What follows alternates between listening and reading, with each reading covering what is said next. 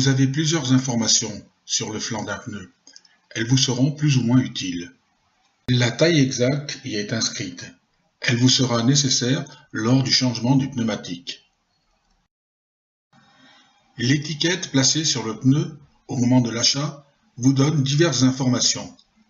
Vous allez pouvoir choisir votre pneu en fonction de vos priorités, soit la classification au niveau de la consommation de carburant, l'efficacité sur la pluie et le bruit au roulement qui est exprimé ici en décibels. Il existe plusieurs types de pneus. Ici, le pneu standard pour une utilisation classique. Le pneu pluie qui comporte un rainurage spécial pour évacuer plus vite l'eau de pluie. Le pneu neige qui comporte des lamelles pour mieux accrocher sur la neige fraîche. Appelé aussi pneu hiver, son caoutchouc reste efficace en dessous de 7 degrés. Le pneu clouté pour circuler sur les routes où la neige est tassée ou les routes verglacées. L'utilisation de ce logo est obligatoire et doit être collé à l'arrière du véhicule.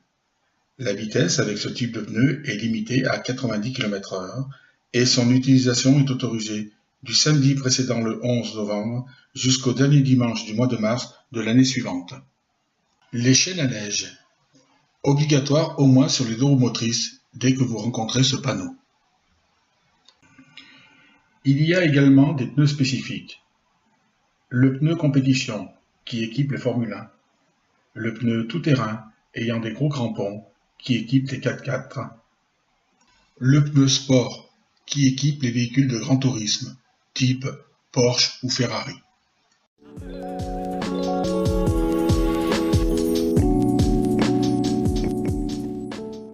Afin de contrôler l'usure de la bande de roulement, des repères sont placés sur le flanc du pneu et positionnent les témoins d'usure. Quelques repères possibles: un triangle, le sigle TWI ou le symbole du manufacturier. La bande de roulement et la profondeur des rainures ne doit pas être inférieure à 1,6 mm. Une mauvaise pression du pneu entraîne une usure irrégulière. Sur les côtés en cas de sous-gonflage. Dans ce cas, si votre véhicule est équipé, ce voyant s'allume au tableau de bord vous indiquant le sous-gonflage. Au milieu en cas de surgonflage. Sur toute la bande de roulement si la pression est bonne. Le contrôle et la pression du pneu doit se faire à froid ou si le véhicule a très peu roulé. En cas de contrôle à chaud, prévoir plus 0,2 bar. La pression des pneus préconisée par le constructeur se trouve soit sur la notice d'utilisation ou sur la plaque indicative, généralement collée à l'intérieur de la portière avant.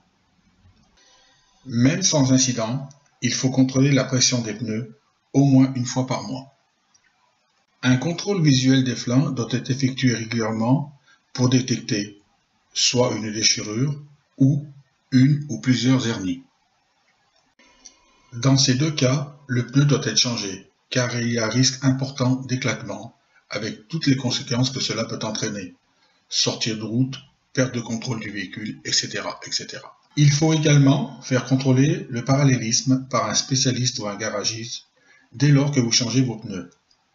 Entre-temps, un volant mal centré peut vous mettre sur la voie.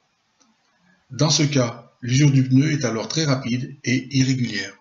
Un mauvais équilibrage entraîne une vibration et une oscillation de droite à gauche et vice-versa au niveau du volant.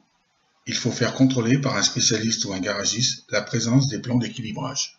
Après un choc, il faut contrôler ou faire contrôler par un spécialiste ou un garagiste l'état de la jante, l'état du flanc, le parallélisme, la présence du plan d'équilibrage et la pression du pneu.